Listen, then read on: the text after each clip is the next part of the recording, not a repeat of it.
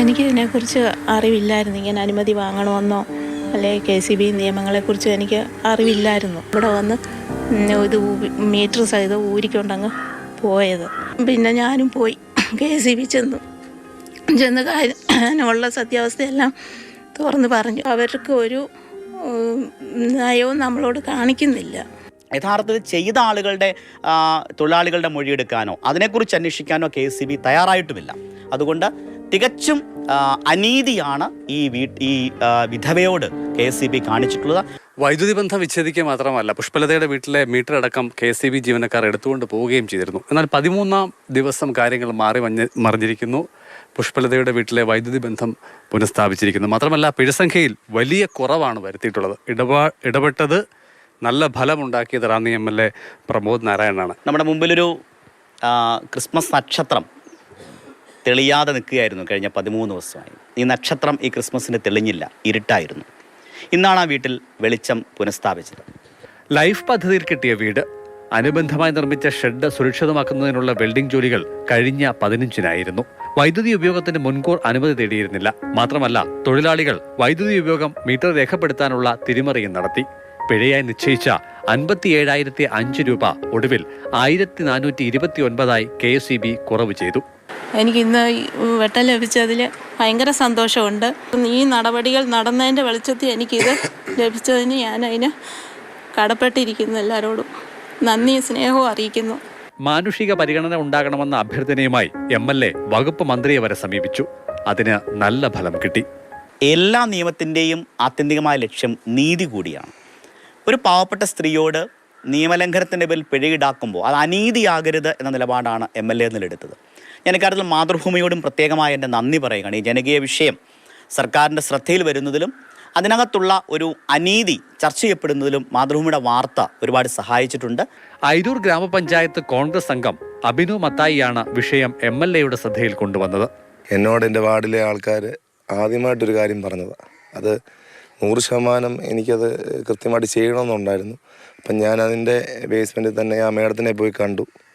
ഞാൻ സത്യപ്രതിജ്ഞ കഴിഞ്ഞിട്ടാണ് പോയി കണ്ടേ. നിയമം തെല്ലിവിടെ മനുഷ്യത്വത്തിന് വഴിമാറി. രാഷ്ട്രീയ ചിന്തകൾ വീടിന്റെ വെളിച്ചം പകരാൻ തടസ്സമായതുമില്ല. അത് പുതുവർഷത്തിൽ നാടിനാകെ മാതൃകയാകുന്ന നന്മയായി തെളിഞ്ഞു നിൽക്കുകയും ചെയ്യും. സുധീഷ് തിരുവല്ലയ്ക്കൊപ്പം CK Abhilal, Mathrubhumi news, Pathanamthitta. CK Abhilal തന്നെ നമ്മുടെ കൂടെയുണ്ട്. അഭിലാലെ, നല്ല സന്തോഷം തോന്നുന്നുണ്ട്. കാരണം നമ്മൾ തന്നെ ഇതേ തത്സമയം റിപ്പോർട്ടിൽ ഈ വാർത്ത സംസാരിച്ചതാണ്. അന്ന് വേദനയോടുകൂടി സംസാരിച്ച പുഷ്പലത ചേച്ചിയൊക്കെ നമുക്ക് ഓർമ്മയുണ്ട്. അറിയാതെ പറ്റിപ്പോയതാണ്.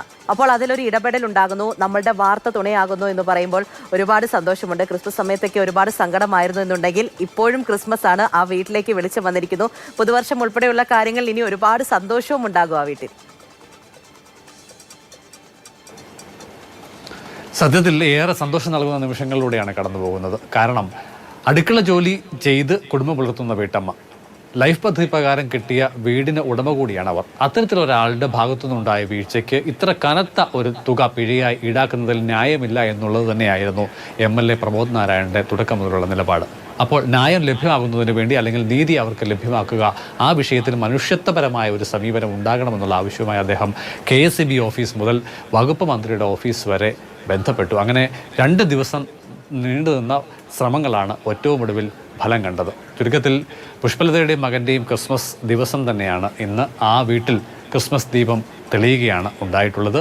മറ്റൊന്ന്, ഈ വിഷയം അദ്ദേഹത്തിൻ്റെ ശ്രദ്ധയിലേക്ക് കൊണ്ടുവന്നിട്ടുള്ളത് അയിരൂർ ഗ്രാമപഞ്ചായത്തിലെ കോൺഗ്രസ് അംഗമായിട്ടുള്ള അഭിനു മത്തായിയാണ്. വിഷയം ഉന്നയിക്കപ്പെട്ടത് ന്യായമാണ് എന്ന് ബോധ്യപ്പെട്ടതിൻ്റെ അടിസ്ഥാനത്തിൽ രാഷ്ട്രീയ ചിന്തകൾ ഏതും പരിഹാരത്തിന് തടസ്സമായില്ല എന്നുള്ളതാണ് ഏറ്റവും പ്രധാനമായി ചൂണ്ടിക്കാണിക്കപ്പെടേണ്ടത്. മറ്റൊന്നുകൂടിയുണ്ട്.